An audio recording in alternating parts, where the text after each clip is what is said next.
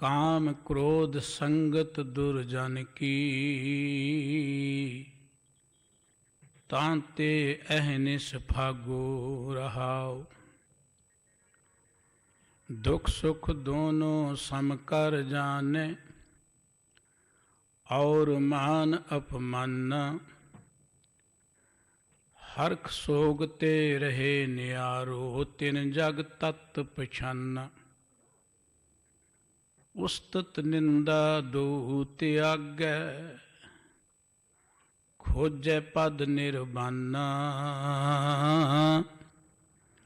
जन नानक एह खेल कठन है, किन्हू गुरमुख जाना। उस्तत निंदा दो त्यागै, खोजै पद निर्बाना। जन नानक एह खेल कठन है, किन्हू गुरमुख जाना। वाहिगुरु जी का खालसा, वाहिगुरु जी की फतेह। चबर छत्र तख्त दे मालिक सतगुरु ज़ाहरा जहूर अते हाजरा हजूर साहिब श्री गुरु ग्रंथ साहिब जी की पावन हजूरी विच सुभाईमान गुरबाणी कीर्तन सरवण करदियां परम पिता वाहिगुरु जी के प्यार में जुड़ बैठी गुरु सवारी साध संगत जीओ। वाहिगुरु जी की अपार बख्शिश सदका ये सत संगत दीयां सुभाग घड़ियां प्राप्त होईयां ने। गुरु के कीर्तनिया ने बड़े प्यार नाल गुरबाणी का कीर्तन आप जी नूं सरवण कराया। गुरु तेग बहादुर साहब जी का एक पवित्र शब्द जो गौड़ी राग विच गुरु ग्रंथ साहब जी के पावन अंक 221 ते सुभाईमान है, आप जी दे नाल साझा कीता है। गुरु तेग बहादुर साहब जी की पावन बाणी 15 रागां विच अंकित है ते अखीर ते उन्हां दे 57 श्लोक अंकित ने। गुरु साहब जी के कुल 59 शब्द ने गुरबाणी विच।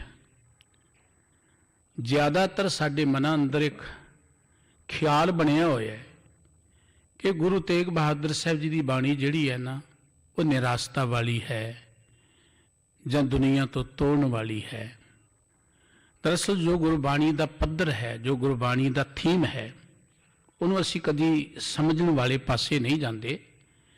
असीं उहदे लफ्ज़ां नूं देख के ना कि दुख की चर्चा बड़ी है, त्याग की गल है जां दुनिया की नासवंतता की गल कीती है, असीं उहदे उदासी पक्ष नूं अपने मन च धारण कर लैंदे हां। गुरु तेग बहादुर साहब जी की बाणी जां गुरु ग्रंथ साहब जी की कोई भी बाणी मनुख के मन अंदर किते भी नैगेटिविटी जिहड़ी वो पैदा नहीं करती, सगों मनुख नूं एक बड़ी उसारू सोच दिंदी है, पॉजिटिव थॉट दिंदी है। अपने मुल्क के अंदर कई मत मतांतर ने और उन्हां दे अंदर कई तरह दी धारनावां बणियां होईयां ने। धार्मिक तौर पर बड़े लफ्ज़ प्रचलित ने, जिवें उदासी है, त्यागी है, निर्वाण पद है। उदासी दे नां ते ज़्यादातर धारणा प्रचलित है कि जिहड़ा उदासी घर बार छड्ड के गल च खास कपड़े पा के कन्नां च मुंदरां पा के कंठा पा के फिर ही कोई उदासी बनता है, दुनिया तो टुट जाता है। निर्वाण पद बुद्ध मत के अंदर शब्द प्रचलित है। पवित्र मुखवाक के अंदर सतगुरु जी ने निर्वाण पद का जिक्र किया है। कोई मनुख जिहड़ा है जदों जगत के तत्त नूं जाण लैंदा, तत्त नूं, असलीयत नूं, फिर वह निर्वाण अवस्था में पहुंचता है। घर छड्डिया कोई निर्वाण नहीं बनता। बुद्ध मत ने निर्वाण पद जिस अर्थां च लिया, गुरु साहब जी ने उस तो महान निर्वाण पद की गल की है। त्याग की गल धर्म की दुनिया च बहुत है, तो ज्यादातर लोग कहते काम छड्ड दो, शायद आप धार्मिक बन जावांगे। अपनी मुल्क की धरती ते लखां लोग ने जिहड़े काम कर छड्ड के कहते त्यागी हो गए, असीं साधु बन गए, तुरे फिरदे ने सड़कों ते धर्म स्थानां दे बाहर जां घरां च मंगदे फिरदे ने। ये त्याग नहीं है, ये जिंदगी तो भगौड़े होने का एक कारण है। गुरमत ने भी त्याग की गल की है, गुरमत ने भी निर्वाण पद की गल की है। पर गुरमत कितनी महान सोच दिंदी है। गुरबाणी ने किते भी सानू दुनिया तो निराश नहीं किया। ये दुनिया निराश होने लिए नहीं बनाएगी कि दुनिया छड्ड दिओ जां दुनिया दुखों का घर है। गुरमत की यही तो विलक्षणता है। गुरमत के पंथ नूं निरालापन ते इसे करके किया जाता है गुरमत निराला पंथ है कि दुनिया रब ने बनाई है, ये माया रब ने बनाई, असी माया विच रह के माया का आनंद मानना है, जिंदगी का आनंद मानना है। कुछ लोग ये कहते घर छड्ड दिओ त्यागी बन जावांगे, काम कार छड्ड दिओ त्यागी बन जावांगे, जंगलों च बैठ जाओ खास कर्म कर लो निर्वाण पद मिल जाएगा। सतगुरु जी कहते खेल बड़ा कठिन है, गल्ली बाती ये गल नहीं बनती। गुरु का पवित्र मुखवाक जो असीं विचारते हाँ उसका तत्सार यह है कि जदों कोई बंदा दुनियावी विकारां तो उच्चा उठ के जगत के तत्त दे नाल सांझ पाउंदा है, जगत की असलीयत नूं जाणदा है, फिर वह बंदा निर्वाण अवस्था च पहुंच जाए। निर्वाण का अर्थ हुंदा है मुक्त अवस्था, जिथे कोई विकार तुहानूं पो ना सके। जिवें कमल पानी विच रहिंदा है, पानी च रहिंदिआं भी वह पानी तो निर्लेप रहिंदा है। जिवें मुरगाबी पानी च रहिंदी है पर पानी च रहिंदिआं उहदे खंभ उहनूं भिओ ही नहीं सकदे, पानी जिहड़ा है उहदे खंभां नूं भिओ नहीं सकदा। गुरमत ये गल कहती है कि मनुख इस धरती ते दुनिया च रहने लिए आया है, गृहस्थ विच रहने लिए आया है, कामकार करने लिए आया है। कामकार छड्डना कोई धर्म नहीं है।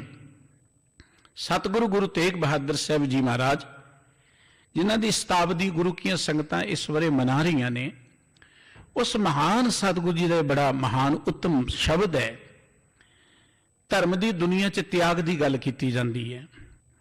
सतगुरु जी कहते साधो मन का मान त्यागो, घर छड्डण की लोड़ नहीं है, कारोबार छड्डण की लोड़ नहीं है। कई तो त्याग के नां ते शरीर नूं त्यागण की गल करते हैं। सतगुरु जी कहते ये चीज़ां त्यागण लई नहीं है, ये तो ग्रहण करने लई ने। सतगुरु साहब जी संबोधन करते साधो, साधो ज्यादातर सतगुरु तेग बहादुर साहब जी की तुसीं पवित्र बाणी पढ़ोगे ना, हिंद की शब्दावली बड़ी वरती है। सतगुरु जी पूर्व के इलाके तीर्थों से बहुत रत्न किया, उत्थे अनेकों साधु महात्मा जिहड़े घर बार छड्ड के तीर्थों से बैठे, कई कई तीर्थों के इशनान करने वाले सन। सतगुरु जी संबोधन करके कि हे भाई जिंदगी च त्यागण ते मन का मान त्यागो, जिहड़ा बड़ा खतरनाक है। घर बाहर त्यागण नाल कोई त्यागी बन ही नहीं सकता। बाबा कबीर साहब जी ने एक वचन कहा सी, कबीर माया तजी तो क्या पिया जो मान तजिया नहीं जाए। जे घर छड़ता, कामकार छड़ता, कहते जी माया छड़ती है तो कोई त्याग नहीं है। त्यागना तो मन का मान सी, मन का हंकार सी। जिंदगी का मकसद परमात्मा च लिवलीन होना है, निर्वाण पद प्राप्त करना है। मसला है कि असीं निर्वाण पद तो मुक्त वखरे किवें हो गए या परमात्मा तो वखरे किवें हो गए, उसका कारण की है, वो लभना पएगा। सतगुरु जी कहते उसका कारण है हौमे। हौमे करके असीं परमात्मा तो विछड़े हुए हैं, किसी धन करके तो नहीं विछड़े हुए या किसी घर करके तो नहीं विछड़े हुए सी। वो हौमे जाई तो कंत समाई। सतगुरु जी कहते त्यागने ते अपने अंदरों अहंकार त्यागो, मन का मान। कोई धन का मान करदे कि इनू मन का ही बड़ा मान है, असी बड़े सियाणे हाँ, अपनियां सियाणपां चतराइयां ते उन्होंने बड़ा अहंकार। सतगुरु जी कहते मन च किसी भी तरह का जिहड़ा मान है इन्हों त्याग दिओ। काम क्रोध संगत दुर्जन की तांते अहनस भागो। जे त्यागने ते घर छड्डण दी लोड़ नहीं है। त्यागनी ते अवगुणा विकारां दी संगत सी। काम क्रोध ये जिहड़े जज्बे मनुख दे अंदर परमात्मा ने पाए ने, ये अकार्थ नहीं सन। देखो इन्हां तो बिना जिंदगी अंदर सिरजणा की गल हो ही नहीं सकती। काम तो बिना सिरजणा की गल हो ही नहीं सकती। परमात्मा ने इस जगत नूं चलदे रखना है, उहदे लिए जज्बा रखिया होया है। पर जदों इस जज्बे नूं असीं माड़े पक्ष तो वरतदे हां, विकारां लई वरतदे हां, अवगुणां लई वरतदे, उदों ये विकार बन जाता है। नहीं तो यह जज्बा बहुत जरूरी है। सतगुरु जी कहते ने माड़े प्रभाव नूं त्याग दिओ, क्रोध नूं त्याग दिओ। मनुख दुखां वल तुरदा कदों है जदों इन्हां विकारां दे अधीन हो जांदा है, अपने मन नूं इन्हां दे अधीन करके इन्हां दे नाल गुलाम बन जांदा है। सतगुरु गुरु अर्जन देव जी ने वचन किया है, कामंग नरक विश्रामण बहु जोनी परमावण है। काम जिहड़ा ना मनुख नूं नरकां वल लै जांदा है, जदों बंदा इहदा गुलाम बन जांदा है। नीवें तो नीवां अवगण करन दे लई तैयार हो जांदा है। सतगुरु साहब जी कहंदे घर छड्डण दी लोड़ नहीं है, हंकार त्यागो, ये विकारां दी संगत त्यागो, क्रोध दी संगत त्याग दो। क्रोध अग है, जिस हिरदे च बलेगी उस हिरदे नूं तबाह करके रख देवेगी।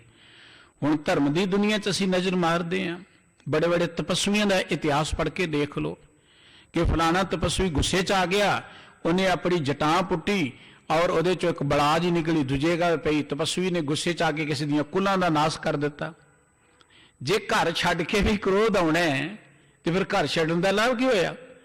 मसला तो इन्हां बुराइयां तो मुक्त होण दा सी, घर तो मुक्त होण दा नहीं सी, घर दे विच रहण दा मसला सी। सतगुरु जी कहंदे भाई घर छड्डण दी लोड़ नहीं है, मन दा हंकार छड्डो, विकार छड्डो और अपने अंदरों क्रोध नूं त्याग दिओ। ये क्रोध जिहड़ा है मनुख नूं इवें नचाउंदा जिवें बांदर नहीं कलंदर दे ढाए होए नचदा होया। सतगुरु जी कहंदे बिल्कुल इदां क्रोध जिहड़ा मनुख नूं नचाउंदा है। काम क्रोध संगत दुर्जन की तां ते अहनस भागो। आत्मक तौर ते उच्चे उठण दे लई सत संगत दी बहुत वड्डी वडियाई है और धर्म ग्रंथां च खास करके गुरमत दे अंदर सत संगत नूं वड्डे पद्धर ते वडियाया गया, सलाहिया गया। जे उच्चे उठण लई सत संगत है ते नीवें जाण दा कारण की है? कुछ संगत जिन्हों आपां दुर्जन कहने आ। जदों असीं माड़े लोगां दी संगत च बैठांगे, बुरे लोगां दी संगत च बैठांगे, उदों असीं जीवन दे पद्धर तो डिगदे चले जावांगे, विकारियां कोल बैठ के विकारी हुंदे चले जावांगे। इस करके सतगुरु जी कहंदे कि जिंदगी दे जे मकसद नूं प्राप्त करना है तो फिर पहली गल है कि बुरे लोगों की संगत नूं त्याग दिओ। गुरु नानक साहब जी का एक वचन कि दोही दिचे दुर्जन मित्रन कू जयकार, जित दोही सज्जन मिल लहु मुंदे विचार। जिंदगी अंदर दुर्जना तो बचन दे लई सानू दुहाई करनी चाहिए है, रौला पाउणा चाहिए। दुर्जन दा अर्थ है कि माड़ी सोच वाले लोग, मंदी सोच वाले लोग। सतगुरु जी कहंदे इन्हां दुर्जनां दी संगत तो बचो। भाई गुरदास जी ने एक बड़ा प्यारा वचन किया, देखो सारियां नूं ही परमात्मा ने इक्को जिहे शरीर दिते ने, अखां दो सारियां कोल ने, हथ दो सारियां कोल ने, पैर दो सारियां कोल ने। कारण की कि कुछ लोग बड़े पूजनीक हो जाते हैं तो कुछ नूं असीं कोल नहीं बैठण दिंदे, कुछ दे परछावें तो भी डरते हैं। हैगे वो भी उदां दे ने, उन्हां दा शरीर भी पंजां तत्तां तो बनिया होया। भाई गुरदास जी ने एक बड़ी प्यारी गल तीन चार उदाहरण दे के सानू समझाई कि उसका कारण की है। हर बंदा जिंदगी च सन्मान चाहुंदा है, हर बंदा जिंदगी अंदर उच्चा उठना चाहुंदा है।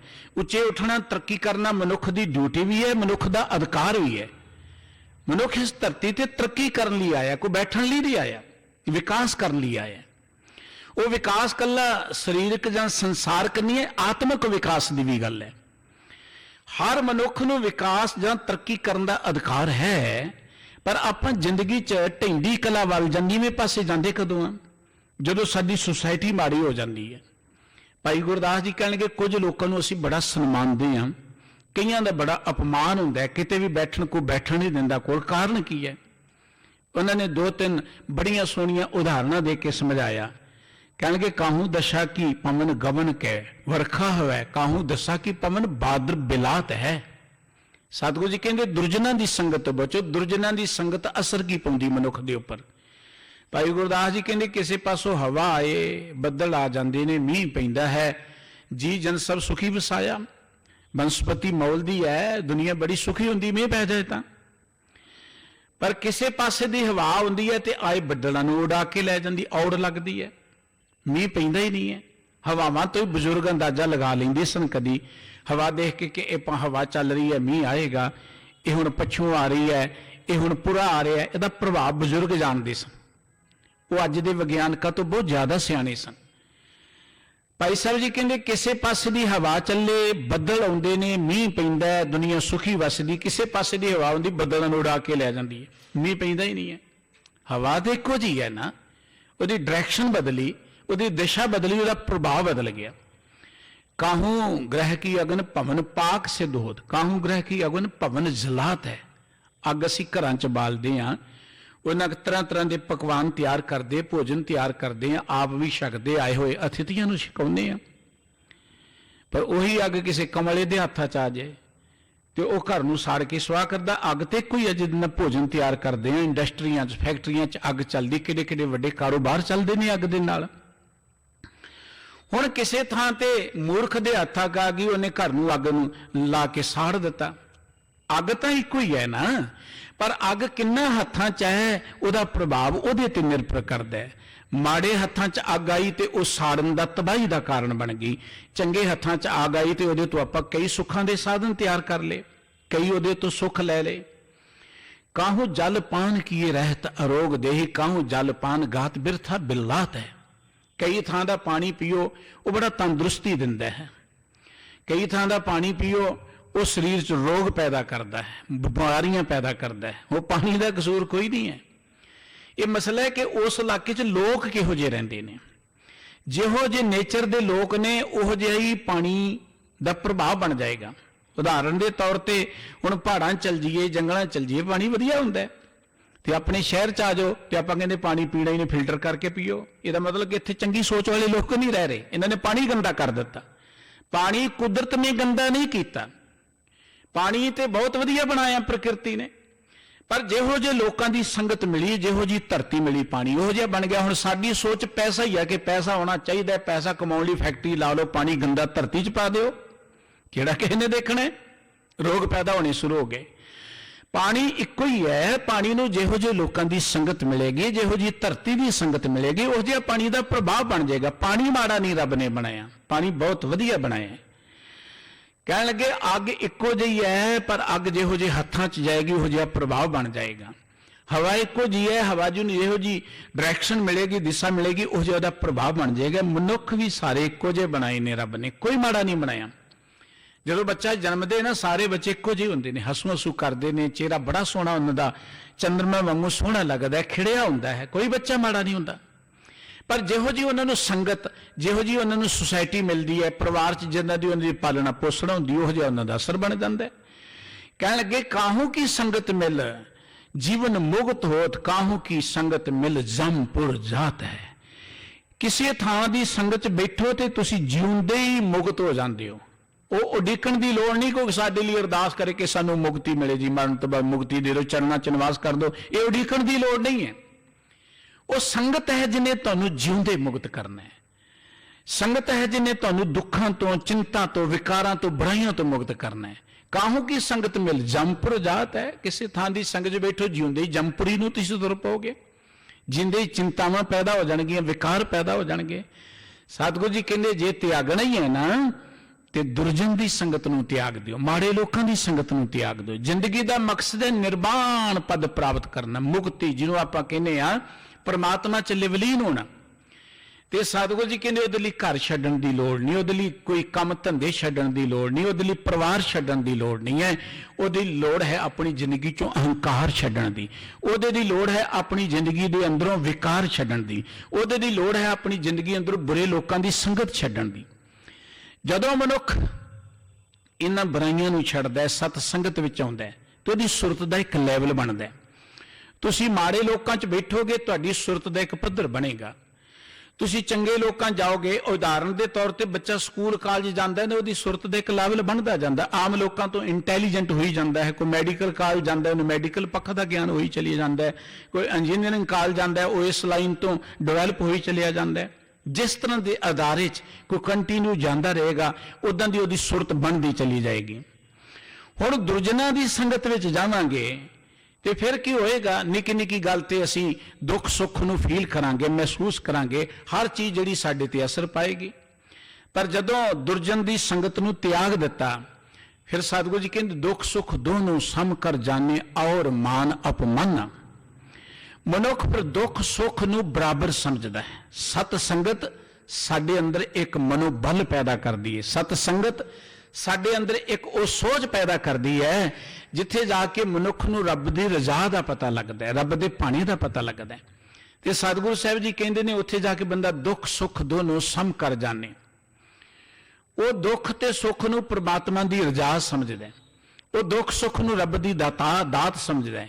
ਉਹ ਇਹ ਗੱਲ ਰੋਜ਼ ਕਹਿੰਦਾ ਕੀਤਿਆਂ ਦੁੱਖ ਭੂਖ ਸਦਮਾਰ, ਇਹ ਪੀ ਦਾਤ ਤੇਰੀ ਦਾਤਾਰ। ਦੁੱਖ ਸੁੱਖ ਨੂੰ ਬਰਾਬਰ ਸਮਝਣ ਦਾ ਅਰਥ ਹੈ ਕਿ ਦੇਖੋ ਸਾਡੀ ਜ਼ਿੰਦਗੀ ਦਾ ਸੁਭਾਅ ਕੀ ਹੈ ਕਿ ਜੇ ਕੋਈ ਖੁਸ਼ੀ ਦਾ ਮੌਕਾ ਆ ਗਿਆ, ਅਸੀਂ ਬੜੇ ਪ੍ਰਸੰਨ ਹੁੰਦੇ ਹਾਂ, ਸਾਡਾ ਚਿਹਰਾ ਖਿੜਿਆ ਹੁੰਦਾ ਹੈ, ਸਾਡੇ ਹਾਵ ਭਾਵ, ਚੱਲਣ ਫਿਰਨ ਦਾ ਢੰਗ ਤਰੀਕਾ, ਬੋਲ ਚਾਲ ਬਦਲ ਜਾਂਦਾ ਹੈ। ਪਰ ਜੇ ਜਿਹੜੀ ਗੱਲ ਸਾਨੂੰ ਪਸੰਦ ਨਹੀਂ ਹੈ, ਦੁੱਖ ਕੀ ਹੈ? ਜੋ ਅਸੀਂ ਚਾਹੁੰਦੇ ਹਾਂ, ਜਿੰਨਾ ਚਾਹੁੰਦੇ, ਜਦੋਂ ਚਾਹੁੰਦੇ, ਜਿਸ ਤਰ੍ਹਾਂ ਚਾਹੁੰਦੇ ਹੋ ਜੇ ਤੇ ਆਪਾਂ ਬੜੇ ਪ੍ਰਸੰਨ ਹਾਂ। ਪਰ ਜੇ ਉਵੇਂ ਨਹੀਂ ਹੋਇਆ ਤੇ ਅਸੀਂ ਬੜੇ ਦੁਖੀ ਹੋ ਜਾਂਦੇ। ਦੁੱਖ ਇਹੀ ਹੈ ਨਾ, ਜੋ ਅਸੀਂ ਚਾਹੁੰਦੇ, ਜਿੰਨਾ ਚਾਹੁੰਦੇ, ਜਿਸ ਤਰ੍ਹਾਂ ਚਾਹੁੰਦੇ ਆ, ਉਹ ਨਹੀਂ ਹੋਏ ਤੇ ਅਸੀਂ ਦੁਖੀ ਹੋ ਜਾਂਦੇ। ਗੱਲ ਤਾਂ ਕੋਈ ਨਹੀਂ ਹੈ।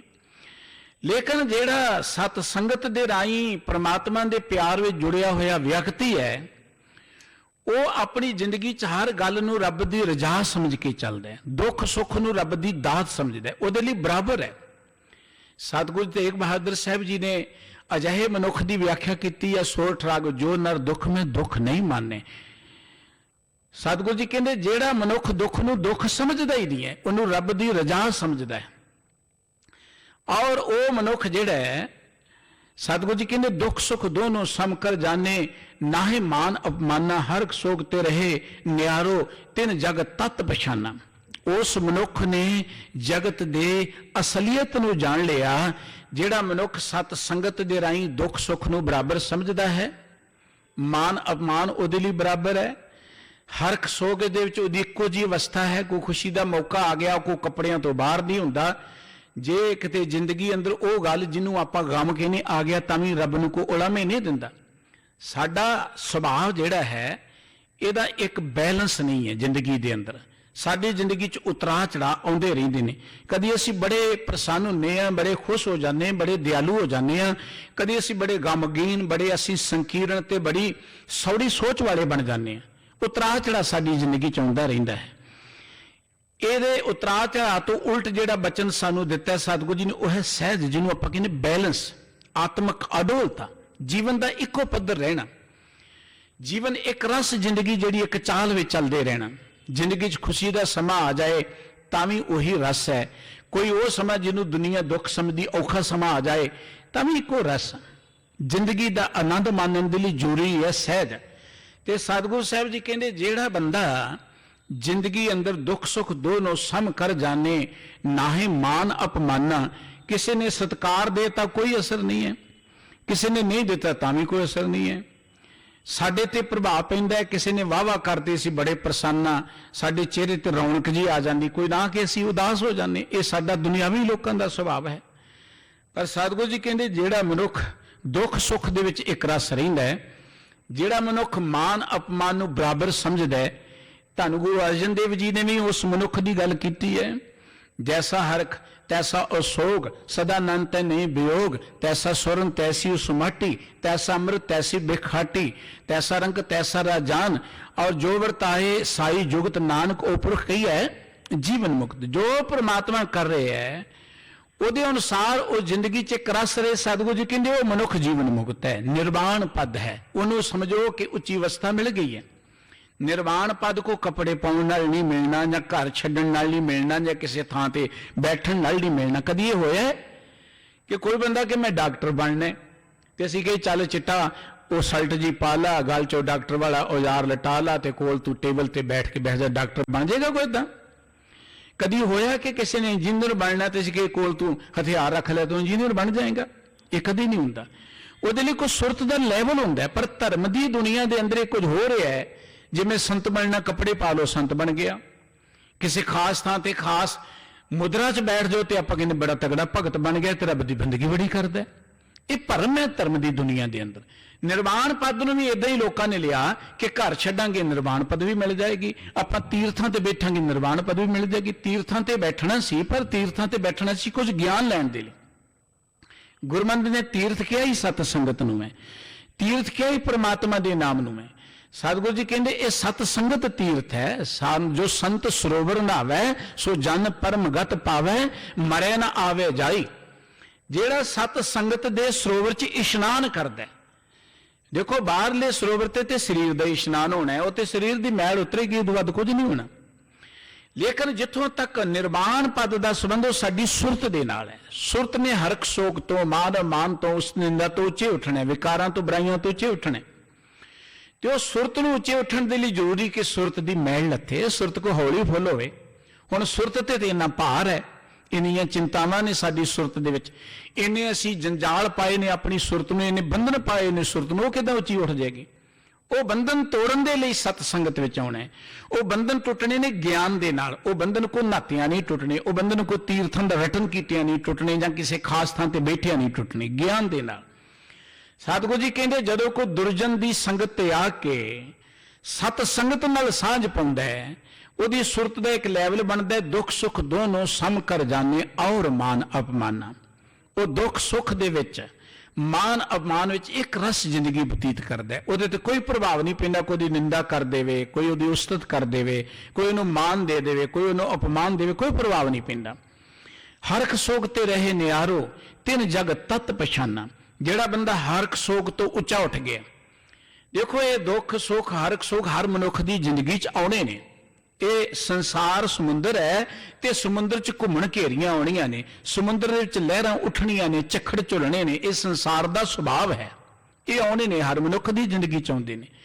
ਅਸੀਂ ਗੁਰੂ ਸਾਹਿਬਾਨ ਜੀ ਦਾ ਜੀਵਨ ਇਤਿਹਾਸ ਪੜ੍ਹ ਕੇ ਦੇਖ ਲਈਏ, ਕਿਹੜੇ ਦੁਖਾਂਤ ਜਿਹੜੇ ਸਤਿਗੁਰੂ ਜੀ ਦੀ ਜ਼ਿੰਦਗੀ 'ਚ ਨਹੀਂ ਆਏ। ਗੁਰੂ ਤੇਗ ਬਹਾਦਰ ਸਾਹਿਬ ਜੀ ਦਾ ਜੀਵਨ ਇਤਿਹਾਸ ਪੜ੍ਹ ਕੇ ਦੇਖ ਲਓ ਤੁਸੀਂ, ਬਚਪਨ ਤੋਂ ਲੈ ਕੇ ਜ਼ਿੰਦਗੀ 'ਚ ਕਿੰਨੇ ਉਤਰਾਅ ਚੜਾਅ ਉਹਨਾਂ ਦੀ ਜ਼ਿੰਦਗੀ 'ਚ ਆਏ ਨੇ, ਕਿੰਨੀ ਵਿਰੋਧਤਾ ਵੀ ਉਹਨਾਂ ਦੀ ਹੋਈ ਹੈ, ਲੇਕਿਨ ਉਹ ਇੱਕ ਰਸ ਰੱਬ ਦੇ ਰੰਗ 'ਚ ਰਹੇ। ਗੁਰੂ ਕਲਗੀਧਰ ਪਾਤਸ਼ਾਹ ਜੀ ਦਾ ਜੀਵਨ ਇਤਿਹਾਸ ਭਰਿਆ ਹੀ ਇਹਨਾਂ ਚੀਜ਼ਾਂ ਦੇ ਨਾਲ, ਜਿਹਨੂੰ ਆਪਾਂ ਦੁੱਖ ਕਹਿੰਦੇ ਹਾਂ। ਇਹਦੋਂ ਵੱਡੇ ਕੀ ਦੁੱਖ ਹੋ ਸਕਦੇ ਨੇ ਕਿ ਕਿਸੇ ਮਨੁੱਖ ਦਾ ਆਪਣਾ ਇੰਨਾ ਸੁੰਦਰ ਨਗਰ ਜਿਹੜਾ ਉਜੜ ਜਾਏ, ਕਿਸੇ ਮਨੁੱਖ ਦਾ ਪਰਿਵਾਰ ਹੀ ਸਾਡਾ ਜਿਹੜਾ ਕੁਰਬਾਨ ਹੋ ਜਾਏ। ਇਹ ਕੋਈ ਨਿੱਕੀ ਜਿਹੀ ਗੱਲ ਨਹੀਂ ਹੈ।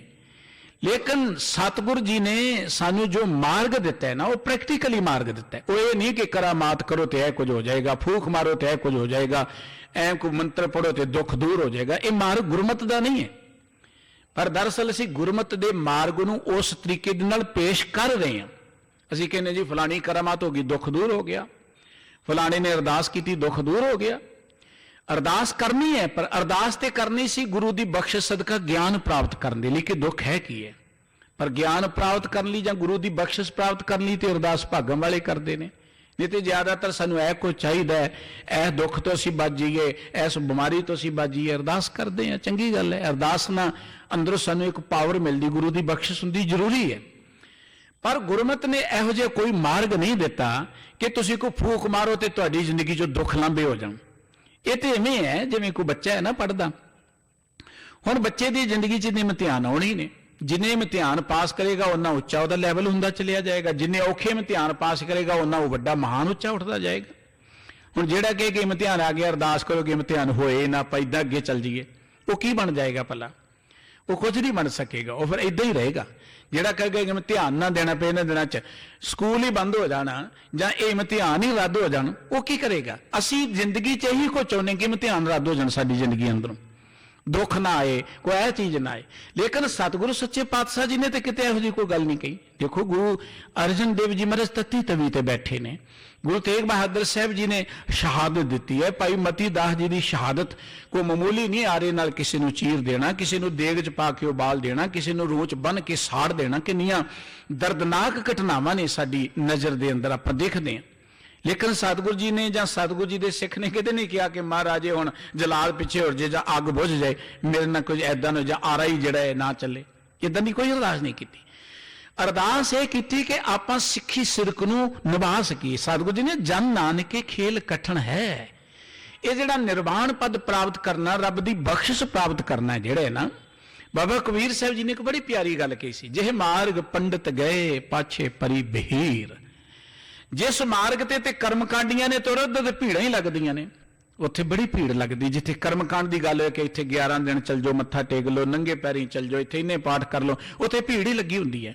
ਪਰ ਇੱਕ ਅਵਕਟ ਘਾਟੀ ਰਾਮ ਕੀ ਤੇ ਚੜ ਰਹੇ ਹੋ ਕਬੀਰ। ਆਪਾਂ ਇਹ ਵੀ ਕਹਿ ਸਕਦੇ ਹਾਂ ਕਿ ਆਮ ਛੋਟੇ ਛੋਟੀਆਂ ਥਾਵਾਂ ਤੇ ਭੀੜਾਂ ਹੁੰਦੀਆਂ ਨੇ। ਜੇ ਤੁਸੀਂ ਕਹੋ ਕਿ ਵੱਡਾ ਕੋਈ ਇਮਤਿਹਾਨ ਪਾਸ ਕਰਨਾ, ਉੱਥੇ ਭੀੜ ਨਹੀਂ ਹੁੰਦੀ, ਉੱਥੇ ਤੇ ਵਿਰਲੇ ਵਾਂਝੇ ਪਹੁੰਚਦੇ ਨੇ। ਚੈਂਪੀਅਨ ਬਣਨ ਦੇ ਲਈ ਬਹੁਤ ਘੱਟ ਹੁੰਦੇ ਨੇ, ਸ਼ੁਰੂਆਤ 'ਚ ਬੜੇ ਖੇਡਦੇ ਨੇ। ਇਸੇ ਤਰੀਕੇ ਨਾਲ ਜ਼ਿੰਦਗੀ ਦੇ ਜੇ ਚੈਂਪੀਅਨ ਬਣਨੇ ਨਾ, ਉਹਦੇ ਲਈ ਸਤਿਗੁਰੂ ਜੀ ਕਹਿੰਦੇ ਖੇਡ ਕੋਈ ਸੌਖੀ ਨਹੀਂ ਹੈ। ਇਹ ਖੇਡ ਦੇ ਲਈ ਤਿਆਗਣੇ ਪੈਂਦੇ ਵਿਕਾਰ, ਹਰਕ ਸੋਗ ਤੋਂ, ਉਸਤ ਨਿੰਦਾ ਤੋਂ। ਇੱਥੇ ਜਦੋਂ ਸਤਿਗੁਰੂ ਜੀ ਨੇ ਖੇਲ ਕਠਨ ਨੇ ਕਿਹਾ, ਕੋਈ ਨਿਰਾਸ਼ਤਾ ਨਹੀਂ ਪੈਦਾ ਕੀਤੀ, ਉੱਥੇ ਸਾਡੇ ਅੰਦਰ ਇੱਕ ਸੋਚ ਪੈਦਾ ਕੀਤੀ ਹੈ ਕਿ ਜੇ ਤੁਸੀਂ ਐਡੀ ਉੱਚੀ ਪਦਵੀ ਜਿਵੇਂ ਕਹਿ ਲਓ ਰੱਬ ਵਿੱਚ ਲਿਵਲੀਨ ਹੋਣਾ ਚਾਹੁੰਦੇ, ਨਿਰਵਾਣ ਪਦ ਲੈਣਾ ਚਾਹੁੰਦੇ ਹੋ, ਤੇ ਉਹਦੇ ਲਈ ਤੁਹਾਨੂੰ ਇਹਨਾਂ ਰਸਤਿਆਂ ਤੋਂ ਉੱਚੇ ਉੱਠਣਾ ਪਏਗਾ। ਸਤਿਗੁਰੂ ਸਾਹਿਬ ਜੀ ਨੇ ਅਖੀਰ ਤੇ ਗੱਲ ਕਹੀ ਹੈ ਕਿ ਜਿਹੜਾ ਬੰਦਾ ਜ਼ਿੰਦਗੀ ਦੇ ਅੰਦਰ ਉਸਤ ਨਿੰਦਾ ਦੋ ਤਿਆਗੇ, ਖੋਜੇ ਪਦ ਨਿਰਭਨ, ਜ਼ਿੰਦਗੀ 'ਚ ਉਸਤਤ ਤੇ ਨਿੰਦਾ ਦੋਵਾਂ ਨੂੰ ਤਿਆਗ ਦੇਵੇ। ਸਾਡਾ ਸੁਭਾਅ ਕੀ ਹੈ ਕਿ ਅਸੀਂ ਆਪਣੀ ਉਸਤਤ ਚਾਹੁੰਦੇ ਹਾਂ, ਦੂਜਿਆਂ ਦੀ ਅਸੀਂ ਨਿੰਦਾ ਸੁਣ ਕੇ ਬੜੇ ਖੁਸ਼ ਹੁੰਦੇ ਹਾਂ, ਨਿੰਦਾ ਕਰਕੇ ਵੀ ਤੇ ਸੁਣ ਕੇ ਬੜੇ ਖੁਸ਼ ਹੁੰਦੇ। ਨਿੰਦਾ ਦਾ ਅਰਥ ਹੁੰਦਾ ਹੈ ਕਿ ਕੋਈ ਮਨੁੱਖ ਗੁਣਵਾਨ ਹੈ, ਚੰਗਾ ਹੈ, ਲੇਕਿਨ ਉਹਦੇ 'ਚ ਐਵੇਂ ਔਗੁਣ ਕੱਢੀ ਚਲੇ ਜਾਣੇ, ਬਿਨਾਂ ਕਾਰਨ ਤੋਂ ਉਹਦੀਆਂ ਬੁਰਾਈਆਂ ਲਈ ਜਾਣੀਆਂ। ਤੁਸੀਂ ਧਰਤੀ ਤੇ ਵਿਚਰਦੇ ਹੋ, ਤੁਹਾਨੂੰ ਕਿਤੇ ਵੀ ਕੋਈ ਚੀਜ਼ ਕੰਪਲੀਟ ਨਹੀਂ ਮਿਲੇਗੀ। ਇਹ ਕੁਦਰਤ ਦਾ ਇੱਕ ਨਿਯਮ ਹੈ। ਰੰਗੀ ਰੰਗੀ ਭਾਂਤੀ ਕਰ ਕਰ ਜਿਨਸੀ ਮਾਇਆ ਜਿਨੋਂ ਪਾਈ। परमात्मा ने यह सृष्टि बहुत सोहनी बनाई है, पर असीं इहनूं अपनी नज़र दे नाल देखना चाहुंदे, जो सानूं वधिया लगे असीं उहनूं वधिया देखना चाहुंदे हां। लेकिन ये कदी भी नहीं होएगा कि जिद्दां असीं चाहुंदे उदां तुहानूं दुनिया नज़र आए।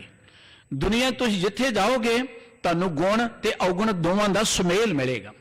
किसी च कोई अवगुण बहुत हो सकता है, किसी च गुण बहुत हो सकते हैं, लेकिन सानूं साडे सतगुर जी ने एक दृष्टि दी है कि आपां जिथे जाइए उथों गुण देखना है, उथों आपां उहदियां सिफतां ते वडियाइयां देखणियां ने। लेकिन साडा सुभाव एक बन गया है कि असीं बंदे च 90 गुण होण ना, जां इवें कह लो 99 ही होण, एक किते कोई गलती हो जाए, कोई कमी रह जाए तो आपां वो एक जिहड़ा उहनूं देख सकदे। उहदा कारण कि साडे अंदर अवगुण ने, आपां अवगुण ही देखना जानदे, गुण जानदे नहीं। जे तुसीं गुण देखना चाहो तो गुण बेअंत ने धरती दे उपर। वो धरती जिਉਂ ही गुणां दे सिर ते रही है। हर मनुख के अंदर गुण ने, हर मनुख के अंदर वाहिगुरू जी ने बहुत कुछ रखिया होया। सतगुरु साहब जी कहते उस्तत निंदा दो त्यागे। जदों कोई मनुख उस्तत तो उच्चा उठ जाता है, ना किसी की खुशामद करे ते ना ही को अपनी उस्तत सुन के बहुता प्रसन्न होए। कोई जो कह रहा है ठीक है, चंगी गल है। सतगुरु जी कहते निंदा भी त्याग देवे, किसी की निंदा ना करे, किसी की निंदा सुने भी ना। निंदा करना, निंदा सुनना, इनू त्यागना बड़ा औखा है। गुरबाणी में सतगुरु जी ने यह निंदक ते निंदक दे प्रथा बहुत विस्तार का ज्ञान सानू दिता है। धन श्री गुरु ग्रंथ साहिब जी महाराज कहते हैं कि होर तुसीं सारे यतन कर लो, निंदक बंदा जिहड़ा ना निंदा तो हट ही नहीं सकता। औखद सभे कीतियन निंदक का दारू नहीं। निंदा कितनी माड़ी है। निंदा जिहड़ी है, तुसीं 90 वधिया काम कर लो जां 99 वधिया काम कर लो, पर जदों तुसीं दूजे की निंदा करोगे तुहाडे सारे आकार चले जाणगे। बाबा नामदेव जी का एक शब्द है गुरबाणी अंदर गौण राग दे अंदर, जिथे उन्हें कहा कि जिन्ने तुसीं चंगे काम कर लोगे, जदों तुसीं दूजियां दी निंदा करदे हो, बुराई करदे, तुहाडे सारे खत्म हो जाते हैं उस वेले। और भगत कबीर जी का यह पवित्र बचन कि निंदो निंदो लोगो मोगो निंदो, निंदा जन को खरी प्यारी, निंदा बाप निंदा महतारी, निंदक हमरे कपड़े धोवे, हमारा जिंदक जीवन निंदक लोरे। निंदक तां दूजियां दी महर उतारदा है। इस करके सतगुरु जी कहते निंदा त्याग दिओ, उस्तत तो उच्चे उठ जाओ। जेड़ा बंदा उस्तत तो हरक सोग तो उच्चे उठ के खोजा है पद निर्वाण। निर्वाण पद का अर्थ है कि विकारां तो रहत, बुराइयां तो रहत, चिंता तो रहत, हरक सोग तो रहत अवस्था दे विच जिहड़ा पहुंच जांदा है। जन नानक एक खेल कठन है, तिन जग तत बशाना। धन गुरु तेग बहादुर साहब जी कहते एक खेड कठन है पर नामुमकिन नहीं है। जिहड़ा ये खेड खेडदा है, जिंदगी है ही एक खेड है। गुरबाणी अंदर सतगुरु जी ने गल कही सी कि जित साहिब नाल ना हारीए ते वेहा पासा ढालीए। जिंदगी की खेड दे अंदर इहो जिहा पासा असीं पाईए, जिवें चौपड़ खेड दे पासा पाउंदे ने नरदां दा, असीं इहो जी खेड खेडीए जिंदगी दे अंदर कि आपां जिंदगी दी बाजी हार के ना जाए। जितण दे लई बड़ा संघर्ष करना पैंदा है, जितण लई हमेशा मेहनत करनी पैंदी है, जितण दे लई हमेशा सानू बहुत जोर लगाउणा पैंदा है। धन गुरु तेग बहादुर साहब जी कहते जे तुसीं चाहुंदे कि जिंदगी च निर्वाण पद प्राप्त करना है, फिर घर छड्डिया नहीं मिलेगा, माया छड्डिया नहीं मिलेगा, जां दुनिया तो वखरे होया नहीं मिलेगा। उहदे लई तुहानूं हंकार छड्डना पैना है, उहदे लई तुहानूं विकारां तो उच्चे उठना पैना है। जदों सतगुरु जी विकारां दी गल करदे ने, वो दुनिया त्यागण दी गल नहीं करदे। विकारां दे मारू प्रभाव तो, इन्हां जज्बिਆਂ दे मारू प्रभाव तो उच्चे उठण दी गल करदे ने। सतगुरु जी कहंदे जदों मनुख नूं तत्त दा पता लग गया, जगत दी असलीयत दा पता लग गया कि ये दुनिया जिहड़ी है ये किवें चल रही है, ये तत्त दा पता ते ज्ञान राहीं लगेगा ना। गुरु के ज्ञान राहीं जदों सानूं तत्त दी सोझी हुंदी है, धन श्री गुरु तेग बहादुर साहब जी कहते मनुख निर्वाण पद विच पहुंच जाता है। सतगुरु जी की जिन्नी पवित्र बाणी है, उन्होंने भावें श्लोक ने, सतगुरु जी ने वार वार इन्हां अवगुणां तो बचन की प्रेरणा की। हरक सोग जाके नहीं बहरी मीत समान, कहो नानक सुन रे मना मुग ताहे तै जान, नैन निंदिया न उस्त जाके लो मोह अमाना, हरक सोग तेरे न्यारो नाहे मान अमाना। सतगुरु जी की पवित्र बाणी च त्याग की गल जदों की है, उदों इन्हां बुराइयां दे त्याग की गल की। त्याग ना त्यागन नीका, काम क्रोध लो मोह त्यागना। क्योंकि धर्म की दुनिया च जदों को माड़ा जिहा बंदा धर्म वाले बन्ने उलार करदे ना, ते कई ते कामकार ही छड्ड बैंदे ने। देखो जी ये ते धर्मी बन गया, ये ते साध बन गया, ते कामकार तो बस वखरा ही हो गया। और धर्मी लोग काम करन नूं दरअसल पाप गिणदे ने, पाप गिणदे ने धर्मी लोग। गुरु नानक साहब जी की विरोधता सिद्धां जोगियां ने इस करके की। अचल बटाले की धरती जो सतगुरु जी आए ना, तो सतगुरु सच्चे पातशाह जी नूं जोगियां ने उचेचे तौर पर गल की कि तुसीं दुध च कांजी पा दी, तुसीं फिर गृहस्थी बन गए, कामकार विच लग गए हो, उदासियां वाले कपड़े त्याग दिते ने। तो सतगुरु जी ने एक गल कही सी, दरअसल मत ते तुहाडी खुचजी है कि तुसीं धर्म के नां ते लोकां कोल रोटियां मंग मंग के खांदे हो। गुरमत दा इह मार्ग है कि जे रब दी प्यार नूं मनना है तो फिर घाल खाए खिछातों दे, नानक राह पछाणे से, अपने हत्थी कोई किरत करो।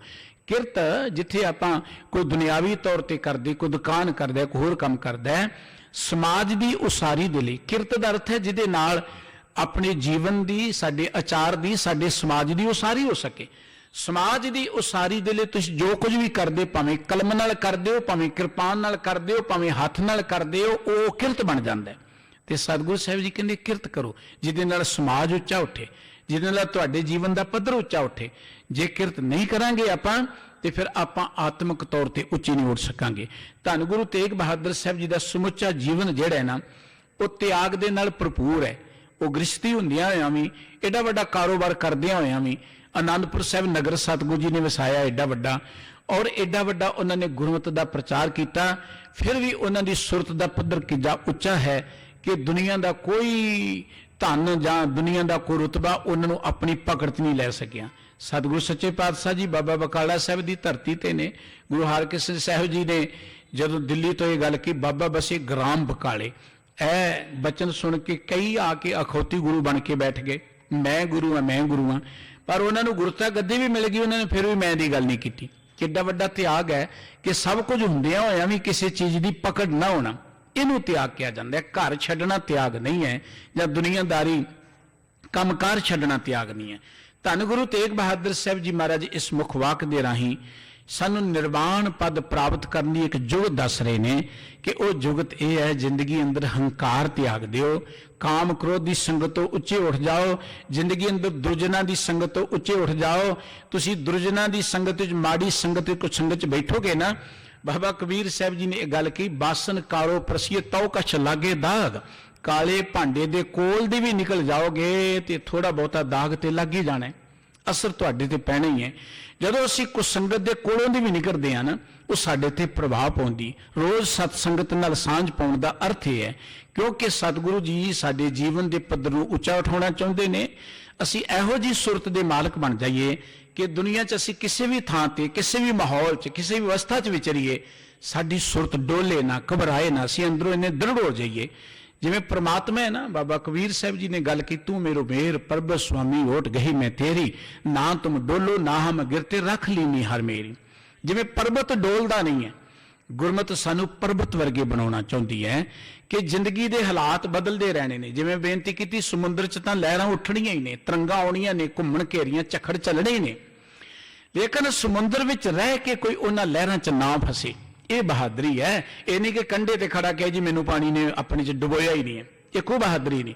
कोई जंगलों च बैठ के कि मैं निर्वाण पद लै ले, कोई बहादरी नहीं। पहली गल वो लै ही नहीं सकता।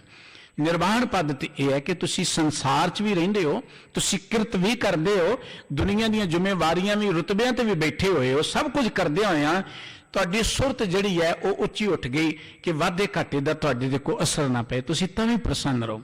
कारोबार बहुत वधिया चल रहा है, तां भी तुहाडे च हंकार ना आए। जे किते कोई डाउनफॉल आ गया तो तां भी घबराहट ना आए, तां भी तुसी दलेर ही रहो। सतगुरु जी इहो जिहा सानू बनाउणा चाहुंदे ने जिंदगी अंदर, पर वो असीं तां बनांगे जे साडी सुरत गुरबाणी नाल जुड़ेगी। वो असीं तां बनांगे जे रोज़ सानू सतसंगत दा इह माहौल मिलदा रहेगा। साडे ते गुरु साहब जी ने बड़ी अपार कृपा की, जो इस सतसंगत दा सानू माहौल दिता है, ये कोई मामूली स्थान नहीं है। ये सतसंगत की वडियाई करदे आ। सतगुरु जी ने यह गल कही है कि विच संगत हर प्रभ वसे जियो। असीं रब नूं लभण लई जंगलां च जांदे आ, कोई रब नूं लभण लई किसी बन्ने अखां मीट के बैठा हुंदा है, कोई किते बैठा हुंदा है, पर गुरबाणी कहंदी है जे तुसीं रब नूं मिलना विच संगत हर प्रभ वसे जियो। बाबा कबीर साहब जी का एक बड़ा प्यारा बचन है। दुनिया बैकुंठ की गल करती कि बैकुंठ मिल जाए। बैकुंठ कहंदे कि सचखंड अर्थ करते हैं, रब दे वसन वाली थां नूं बैकुंठ कहंदे ने। ते बाबा कबीर साहब जी कहंदे कोई बैकुंठ नूं लभण लई जंगलां च जांदा है, कोई तीर्थां ते जांदा है, कोई जप तप बहुत कुछ करदा है, पर उन्होंने लोगों को पता नहीं बैकुंठ है की है। धर्म की दुनिया च बहुत सारे इहो ਜਿਹੇ लफ्ज ने जिन्हों के अर्थों का मनुख को पता नहीं है, लेकिन मनुख करी जा रहा। तीर्थ लफ्ज का मनुख को पता नहीं है, वो किसी सरोवर च नहाउण ही तीर्थ समझी बैठा है, किसी दरिया च चुब्बी लाउण बंदा तीर्थ समझी बैठा है। तीर्थ लफ्ज के अर्थों का नहीं पता। तीर्थ तो यह सी कि जिथे जाके साडी मैल लथ जाए। ਜਦੋਂ ਵੀ किते संत महापुरख रब के प्यारे बैठते दुनिया उन्होंने कोल आउंदी सी ते उन्हां नूं लोड़ सी कि उत्थे पानी बहुता होना चाहिए, वो दरियावां के कंढियां ते बैठते सन जां उत्थे सरोवर बना लैंदे सन, उत्थों शरीरक लोड़ भी पूरी हो जाए। तीर्थ सी सत संगत। हुण सत संगत वाला पक्ष तां रह गया, हुण सो केवल ये पक्ष रह गया कि इत्थे इशनान कर लिया, उत्थे इशनान कर लिया, इन्ने इशनान कर ले। गुरबाणी कहती तीर्थ है नाम दे नाल जोड़ना। इसे तरीके दे नाल विरक्त लफ्ज़ जिहड़ा है वो कितना महान है। विरक्त अर्थ है कि दुनिया तो उच्चा उठिया, निर्वाण पद जिन्हों कहने, जिहदे ते मोह माया दा, दुनिया के विकारां दा, हालात दा कोई असर ना पे, दुनिया तो उच्चा नरोल एक रस रहे। लेकिन लोगों ने सोच लिया कि निर्वाण कपड़े पाया बन जाता है, जंगलों च बैठिया बन जाता है। बैकुंठ लफ्ज़ दा अर्थ है परमात्मा दे वसन वाली थां। ते बाबा कबीर साहब जी कहते जिन्हों पुछो ना धर्म की दुनिया कहते जो बैकुंठ नूं जाना है, जो जन परमत परमन जाना बातन ही बैकुंठ समाना, जान जान सब कहे ताही ना जाना बैकुंठ कहाँ ही। पता ही नहीं बैकुंठ है कित्थे है। ते बाबा कबीर साहब जी कहते आओ मैं दसा, कहो कबीर ए कहिए काहे साध संगत बैकुंठ आए। आ साध संगत विच बैकुंठ है, ये साध संगत विच परमात्मा वसदा है। धन गुरु तेग बहादुर साहब जी ने इस पवित्र श्लोक मुखवाक दे राही सानू समुची मानवता नूं संबोधन करदे हां कि जे जिंदगी दे अंदर तुसीं निर्वाण पदवी प्राप्त करनी है, फिर हंकार नूं त्यागो, विकारां दी संगत बजो, सत संगत दे नाल सांझ पा के जगत दे तत्त नूं जानण दा यतन करो। जदों तुसीं तत्त नूं जाण जाओगे, फिर दुख सुख हर सुख मान मान विच तुसीं अडोल रहोगे। समझो कि तुसीं परमात्मा च विलीन होगे। सतगुरू जी मेहर करन, गुरु के ये पावन बचन साडे हिरदे च वसन। श्री गुरु ग्रंथ साहिब जी च 15 रागां च गुरु साहिब जी की पवित्र बाणी दे 59 शब्द ने, 57 श्लोक ने, जिन्हां अंदर सतगुरु सच्चे पातशाह जी ने बेअंत उच्चा ज्ञान सानू बख्शिश किया है। समय समय ते आपां विचारदे रहांगे। अज दीयां इन्नियां बेनतियां प्रवान करनियां। प्यार दे नाल कीर्तन श्रवण करो। मानयोग भाई साहब भाई सुखजिंदर सिंह जी बहुत प्यारा मिठा कीर्तन करते हैं, आप जी की सेवा च हाजिर होए ने जी। दास की भुल चुक की खिमा बख्शदियां फतेह बुलाओ। वाहिगुरू जी का खालसा, वाहिगुरू जी की फतेह।